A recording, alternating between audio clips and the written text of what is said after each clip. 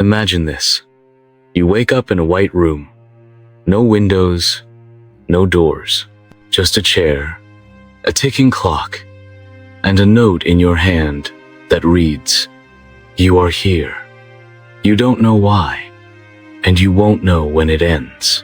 You look around for clues, for meaning, for context, but nothing offers any answers.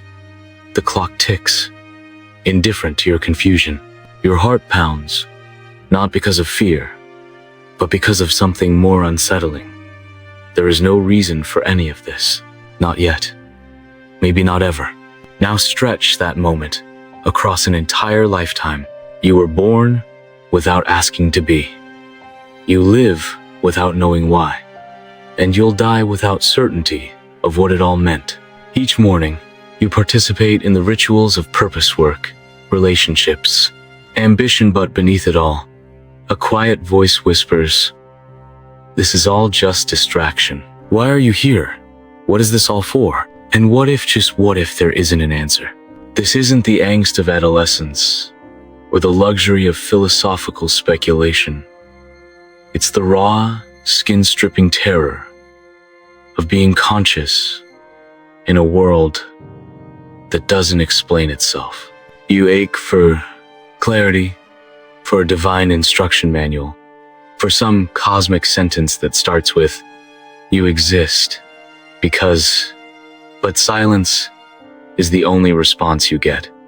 The universe offers no affirmation, no denial, just existence and then, eventually, non-existence. Arthur Schopenhauer called this the tragedy of human consciousness, the cruel joke of being able to ask questions the universe refuses to answer. You think you're searching for happiness, but perhaps you're really just looking for anesthetic, something to numb the ache of awareness. A lover, a job title, a vacation, a dream, something, anything, to make this feel like it matters. But when the dust settles, when the high fades, when the distractions go silent, the question always returns like a shadow you can't outrun. What is the point of all this? You can't unknow that question once it's arrived. It stares at you through the mirror. It lingers in your chest at night when the world is asleep. It speaks in the moments you achieve your goals and still feel empty. And here lies the contradiction no one wants to admit. We live as if life has purpose, goals, morals, beliefs, dreams, but we are never told by life itself what that purpose is. We are purpose-seeking creatures, dropped into a purpose-indifferent universe. You have a mind evolved to crave meaning like lungs crave air, and yet the very world you were born into offers none. And so you create it, craft it, piece it together from stories and systems. You believe in nations, gods, success, self-worth, but under each belief is a deeper truth you can't quite shake. It was all constructed by us. Is that freedom, or is that despair? Schopenhauer believed we were driven not by rational will or divine order, but by an unconscious, insatiable striving, what he called the will to live. Not to flourish, not to be happy, just to persist. Like a moth bashing itself against a burning light bulb again and again, because it doesn't know how not to. Are we really any different? You dream of love, but it's often tangled with desperation. You chase success, but the finish line moves every time you reach it. You distract yourself with pleasures, but they fade like smoke through your fingers. You keep moving forward, not because you understand, but because you must. And if you stop long enough to ask why, the silence might swallow you. What if that's the true horror? Not that life is short, but that it might be meaningless, and we are the only creatures conscious enough to feel the weight of that meaninglessness. If a tree falls in a forest and no one is around to hear it, does it make a sound? If a human lives an entire life, falls in love, dreams, fails, laughs, suffers, and The universe offers no reason for it. Did it ever matter? You see, this isn't about depression. It's about honesty.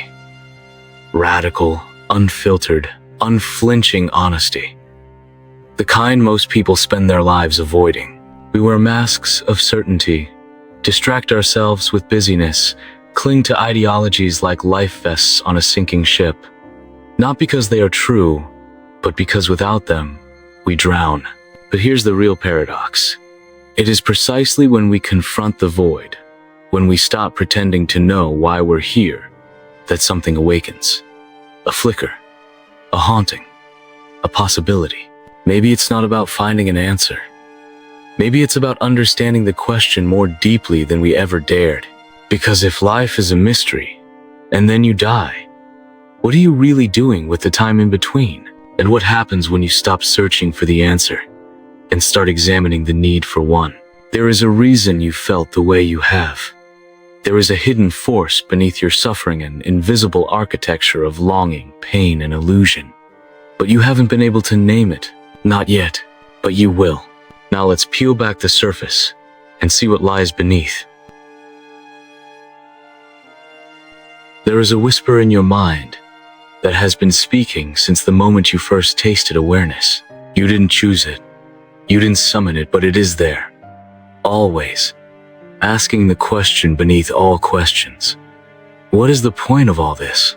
You try to silence it with achievement, with romantic love, with alcohol, with success, with busyness.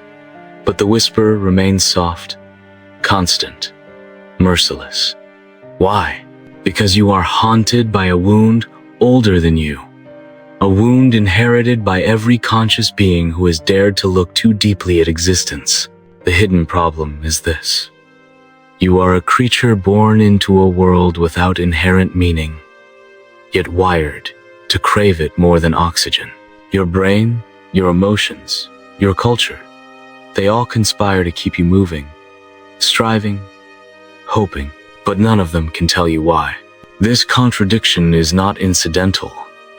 It is structural. It is baked into the very nature of being human. Arthur Schopenhauer saw this long before most dared to look. He believed the fundamental engine of life wasn't reason or morality, it was blind, unceasing will. An irrational, chaotic hunger to exist, to continue, to reach for something even if it brings suffering. Especially if it brings suffering. You think you choose what you want, but Schopenhauer argued, you are being lived by your desires, not the other way around. You chase love because the will demands reproduction. You chase status because the will demands competition. You chase comfort because the will fears extinction. And yet, with every goal achieved, a new desire rises. One hunger replaces the last. Like a carousel of illusions, endlessly spinning. You are promised satisfaction, but you are delivered only the next craving. This is why Schopenhauer described life as a pendulum swinging between pain and boredom. Pain when we don't get what we want. Boredom when we do. Think about that. How often have you suffered for something, the job, a lover, a dream, only to reach it and feel the uncanny emptiness of, is this all there is? That isn't failure. That's the design. But here's the deeper layer. The one that cuts not only through philosophy, but through your very psychology. The problem is not just external. It's internalized. You've mistaken the world's silence for your own insufficiency.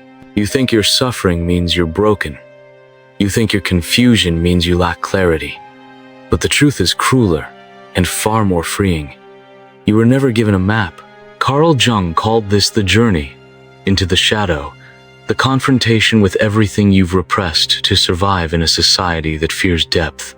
You've been taught to wear a mask, to present a version of yourself that fits the scripts handed to you by family, media, culture. You were trained to be functional, not to be whole. And what got buried in that process? The raw terror of existing without a given purpose.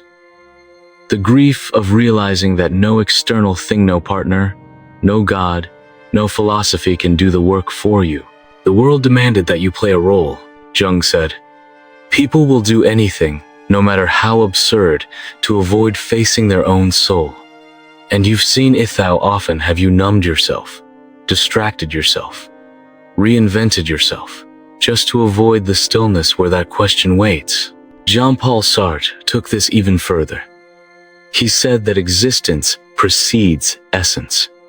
You are not born with a purpose, you are thrown into being. And only afterward do you construct meaning.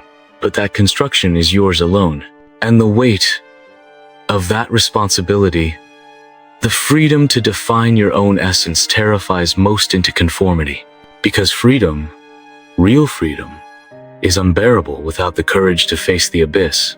Aldous Huxley warned us of this too. He saw that as society modernized, our distractions would multiply. Entertainment, consumerism, dopamine, on demand. And so, we trade the anxiety of self-awareness for the anesthesia of stimulation. And yet, beneath all of this, the will remains. Hunger, longing, a silent urge that Schopenhauer believed was not divine, not rational, but a tragic accident of nature. Even Viktor Frankl, who endured the horror of Nazi death camps, wrote that human suffering stems not from pain alone, but from meaningless pain. He found that those who could ascribe meaning even to hell had a better chance at survival. But here's the catch. Meaning was not found. It was forged. It was chosen. You were never told that you would need to invent your own reason for living. And so you assumed there was one out there, waiting to be uncovered like buried treasure. But what if that assumption is the very source of your suffering? What if the problem isn't that life has no meaning, but that you've been conditioned to believe it must? This is the hidden structure behind your anxiety, the deeper architecture behind your depression. You don't just suffer because life is hard. You suffer because you were told it would make sense, and it doesn't. There is no promised land of understanding waiting for you. No final puzzle piece that will make the chaos of existence click into place. But there is a truth beneath this, and most people never reach, because they are too terrified to dismantle the illusions that keep them comfortable. You must ask, if all this effort, this pain, this striving, this restlessness comes from a will that is blind, unconscious, and indifferent, then who are you beyond it? If you are not your cravings, not your roles, not your story, then what remains? This is not a question with a simple answer. It is the beginning of something ancient, something holy, something terrifying, the stripping away of everything you thought you were. You are not broken for feeling lost. You are not weak for feeling haunted. You are not sick for feeling empty. You are simply awake. And now, you must choose. Retreat back into the sleep of distraction or keep going, because the next layer reveals something even more disturbing. Not only is the will indifferent to your happiness, it is actively working against your freedom. The very force that drives you to survive may also be the force that keeps you trapped. Are you ready to see how deep this goes? You keep running, faster, harder, more determined. Maybe if you just try a little longer, climb a little higher, love a little deeper, then it will come. The clarity, the peace, the resolution to this quiet agony you've carried since the beginning. But it doesn't, because what you're chasing is not just elusive, it's illusory. And the more you chase it, the more it escapes. Like trying to hold smoke in your hands, you grasp for meaning, yet all you find is motion. Endless, restless, ceaseless motion. Here lies the most dangerous part of it all. The problem isn't that we don't see the trap. The problem is that we've built our lives inside it. You've built a life around the pursuit of something you were conditioned to need: meaning, purpose, legacy, without ever questioning who constructed that need in the first place. And once you believe your cravings are you become blind to the system that created them. Think of the rat in a maze. It scurries toward the cheese, believing the cheese is freedom, but it never asks who built the maze. It never sees the walls. It only sees the next goal. You too are inside a maze. The only difference? You think you chose it, but behind every choice you've made was a whisper of conditioning, cultural, neurological, ancestral. Let's begin at the deepest level. Your brain, your limbic system, ancient and primal, responds to fear, pleasure, and threat. It doesn't care about truth. It doesn't care about meaning. It cares about survival. And so, when you experience uncertainty, your brain screams, "Fix this, control it, explain it." That scream manifests as anxiety, existential dread, the gnawing feeling that you're not doing enough, not being enough, not living up to something. But what exactly? That's the trick. There is no enough. There never was. Your neural wiring was never designed for contentment. It was designed for scanning the horizon for danger. So when the danger isn't a lie in it, becomes an idea, insignificance, and the culture you live in, it has weaponized that vulnerability. It has turned your inner restlessness into a billion-dollar industry. Advertising doesn't just sell you products. It sells you identity, a new self, shinier, more fulfilled, less incomplete. Every billboard, every scroll, every slogan tells you the same quiet lie: you are not enough. But you could be if only you had this. You don't buy things anymore. You buy versions of yourself. The idealized you, the happy you, the you that finally escaped the shadow of pointlessness. But that self never arrives, because the promise is a lie. And the system that profits from your dissatisfaction needs it to be. Now ask yourself, how much of your pain is truly yours? How much of your longing has been planted in you by parents, by algorithms, by the desperate gaze of a society terrified of stillness? Jean Baudrillard said that we now live in a world of simulacra copies of things that no longer have an original. Our desires are no longer even ours. They are reflections of reflections, shadows cast by illusions. You think you want success, but what you really want is the image of success that's been fed to you since childhood. You think you want love, but what you really crave is a story that mirrors the ones you've seen on screens: perfect, effortless, Instagrammable. And underneath it all, the will is laughing. Because it doesn't care what you chase, you only that you never stop chasing. But the consequences go even deeper. They invade your very sense of self. You begin to confuse your worth with your usefulness. You tie your identity to performance. You become terrified of idleness, silence, boredom, because in those moments, the mask slips. And underneath the mask is that original fear. What if I'm nothing? You see it everywhere. In the burnout epidemic, in the rise of anxiety and depression, in the quiet panic of people who seem successful but wake up dreading their own lives. Even when we win, we lose because this system was never designed for fulfillment. It was designed for perpetual becoming, never being. This is what Schopenhauer saw so clearly, and what most philosophies try to soften or deny. He didn't promise transcendence. He didn't offer salvation. He looked directly at the suffering and said, "This is it. This is the raw machinery of existence." But while most turned away, Schopenhauer kept staring. And in that act, he gave us something rare. A brutal, unflinching honesty. He saw that the world is not arranged for your joy. That nature is not moral. That pain is not an error, but a feature of the design. And if you're waiting for the universe to explain itself, to justify itself, you may be waiting forever. So what happens when you accept that? What happens when you stop expecting life to feel meaningful? You start to see the bars of the cage, the subtle chains wrapped around your desires. you begin to understand that most of your suffering doesn't come from the meaningless of life, it comes from your resistance to that meaninglessness.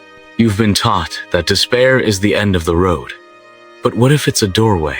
What if, on the other side of your disillusionment, there is a strange kind of clarity, a freedom so radical it terrifies you? This isn't nihilism. This is pre-nihilism. It's the honest diagnosis before the treatment, the death of illusions before the birth of something new. But you can't skip this part. You can't leap to hope without confronting the cost of having believed in false promises. You have to stand in the silence and let it pierce you. You have to watch the edifice of meaning collapse around you and resist the urge to rebuild it too quickly. Because once the lie is shattered, something else can emerge. Not comfort, not certainty, but power, real power. The power to choose not blindly, not reflexively, but with full awareness. You were not meant to be a cog in a machine of invisible expectations. You were not born to perform someone else's idea of a life. But to reclaim that truth, you must do what most never dare. You must rebel, not against society, not against others, but against the internal machinery that keeps you docile, distracted, asleep. There is a way out, but it is not comfortable. It is not obvious. It will cost you your illusions, but it will give you back your life. It begins quietly, not with fireworks, not with divine revelation, but with a whisper barely audible at first. No more. No more chasing mirages. No more performing for gods you don't believe in. No more selling your soul for a feeling you can never quite catch. No more smiling while dying inside. This is the rebellion. It's not loud. It's not violent. It doesn't come with flags or slogans. It happens in the most intimate of spaces, your own mind. It is the moment you stop running, the moment you sit still, feel the ache, and do not look away. Because if life is meaningless, if the will is blind, if the world offers no inherent script, then you are finally free. Terrifyingly, irreversibly, magnificently free. Free to write your own. But make no mistake, freedom is not comfort. It is not the removal of pain. It is the refusal to be defined by it. The rebellion is the decision to stop being a puppet of desire and become the puppeteer of meaning. Arthur Schopenhauer believed that most people never get here. Most spend their lives sedated by desire or crushed by its absence. But he left a trail quiet, bleak, and beautiful toward a different way. He found a strange salvation not in indulgence, but in renunciation, in denying the will its dominance, in stepping off the treadmill of craving. This isn't the asceticism of punishment, it's the liberation of clarity. When you stop believing that every ache must be healed by consumption, when you realize that some hungers are better left unsatisfied, you begin to reclaim your sovereignty. Imagine that. Imagine looking desire in the face and saying, "You don't own me anymore." Can you feel the weight that lifts? The space it creates? The raw, unfiltered stillness beneath the noise? That is the soil where new life can grow. But what kind of life? Friedrich Nietzsche, once a disciple of Schopenhauer's pessimism, took a different path. He saw the absurdity and suffering of life not as a problem to be solved, but as a crucible in which the Übermensch could be born. The one who creates values, not inherits them. The one who dances on the edge of chaos and sings yes to life not because it is easy, but because it is yours. Nietzsche did not want escape. He wanted transformation. He believed that if life offers no meaning, then we must become the artists of our own existence, not passive recipients of purpose, active creators of it. This is the second act of the rebellion, the creative act. You are no longer asking the universe for answers. You are giving yourself the authority to make meaning, even if it's temporary, flawed, or incomplete. Because what matters now is not whether life has meaning. What matters is how you choose to live in its absence. You become the sculptor of your own myth. You stop waiting for love to rescue you and begin cultivating it like a craft. You stop measuring your worth by productivity and start measuring it by presence. You stop fearing death not because it isn't terrifying, but because you have finally decided to live. Viktor Frankl understood this in the deepest sense. In the horror of the concentration camps, stripped of everything, he discovered that the final human freedom was this: to choose one's attitude in any given circumstance. Even in hell, you can decide what kind of person you will be. This is the final weapon of the rebellion, choice, but not the shallow consumer choice offered by modernity. Not what to buy or where to vacation. This is deeper, older, existential. It is the choice to say, I will not let absurdity make me bitter. I will not let pain make me cruel. I will not let the void make me hollow. Instead, I will create. I will love, even though it ends. I will speak truth, even if no one listens. I will make art, make music, make meaning not because the universe requires it, but because I do. You begin to live not for an imagined afterlife or legacy or perfection, but for the luminous, unrepeatable now. You eat not to fill a void, but to experience taste. You speak not to impress, but to connect. You breathe not to survive, but to feel alive. This is radical. It is rebellion in its purest form, choosing presence in a world that profits from your absence. But don't mistake this for utopia. The rebellion is not without cost. You will lose friends who need the illusion. You will lose comfort that came from ignorance. You will lose the fantasy of certainty. But in its place, you will gain something infinitely rarer, a life that is your own. You will walk through the absurd with open eyes. You will love people not as saviors or fixes, but as fellow wanderers. You will build meaning not as a destination, but as a daily practice. And that is more than enough. In fact, it is the only thing that has ever been enough. Because here's the secret most people never tell you. When you stop needing life to have a grand purpose, when you let go of the dream that something out there will complete you, when you stand in the middle of the absurd and whisper, I am still here, you begin to see a different kind of beauty. Not the beauty of perfection, the beauty of presence. And maybe, just maybe, that is all the meaning you'll ever need. Because the rebellion isn't about fixing life. It's about meeting it fully. It's about reclaiming every moment that was stolen by fear, distraction, or despair, and choosing over and over to show up anyway. Not because you have to, but because you can. And that simple choice, that quiet act of defiance in the face of chaos, a kind of miracle, one that no God, no philosophy, no system can give you. Only you. There comes a moment, maybe in the silence after a loss, or in the stillness just before sleep when everything stops. Not forever, just for a breath. The mind quiets, the noise fades, the machinery of becoming, of striving, of needing, halts. And in that rare pause, something emerges.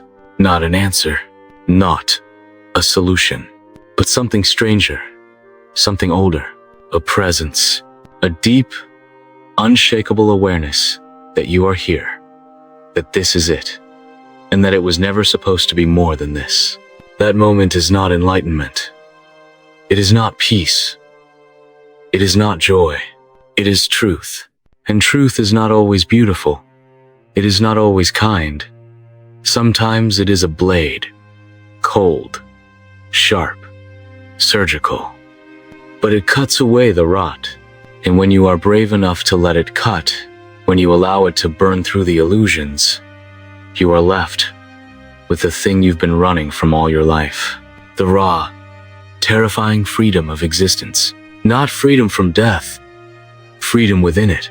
Not freedom from pain, but freedom from pretending that pain must always be a problem. This is the final realization. Life is not a question to be answered. It is a reality to be inhabited. It is not a story with a tidy conclusion. It is not a journey with a promised destination. It is not a puzzle you solve or a mountain you conquer. It is a mystery, and the most powerful act you can commit is not to solve the mystery, but to stand in it without needing it to explain itself. To say, I do not know, and yet I remain. To say, this is senseless, and still I choose to love. To say, there is no why, and yet I will create. This is the sacred absurd. Albert Camus called it the revolt, the decision to live without appeal, without illusions, without cosmic guarantees. Not cynicism, not despair, but defiance laced with tenderness. He imagined Sisyphus, cursed to roll his boulder for eternity, and declared, we must imagine him happy. Why? Because once you stop demanding that life make sense, you cease begging the universe for justification, are no longer its prisoner. You become its co-creator. Even Schopenhauer, with his bleak lens, offered a glimpse of transcendence, not in God, not in love, but in art, in contemplation, in those rare moments when the will is silenced, and all that remains is perception. A tree in the wind, a note sustained in silence, a flicker of beauty that asks nothing and gives everything. For that moment, you are free, not from suffering, not from death, but from the illusion that these things define you. You realize, I am not my craving. I am not my pain. I am not my story. I am what remains when all of that falls away. And what remains? Presence, awareness, mystery. You were never meant to conquer the mystery. You were meant to participate in it, to dance with it, to grieve within it, to marvel at it, even as it breaks your heart. And this quiet, strange, unsettling truth enough. You don't need the universe to love you back. You don't need the future to redeem the past. You don't need your pain to have meaning in order for your life to be meaningful. Your presence is your protest. Your attention is your revolution. Your breath, taken consciously, is your act of worship because it defies the lie that you must become something else before you are allowed to exist. So here, at the end, we arrive where we began, not with certainty, not with comfort, but with a question so radical, it echoes through the marrow of your bones. Can you love life, even when it does not love you back? Can you cradle the absurd and call it sacred? Can you hold your suffering like a wounded child, not to fix it, but simply to be with it? Can you wake up each day knowing you will die and still choose to live, not for a cause, not for a heaven, not for applause, but for the sheer, staggering mystery of being? Because if you can, then you have already won. You have outwitted the will. You have transcended the machinery. You have become not a slave to purpose, but a sovereign of presence. And in a world built on noise and illusion, that presence is a revolution. Let others chase. Let others scream into the void. You sit with it. You hold its hand. You say, I don't need to know why. I'm still here. And the void emptied of expectation becomes something else. Not your enemy, not your savior, but your companion. And maybe that's the closest thing to meaning we'll ever have. Not an answer, not a finish line, but a way of being deep, awake, fiercely human. So when the last breath comes, and it will, you won't need more time. You won't need more success. You won't even need more love. You will simply close your eyes and smile, because you were here. And that is enough.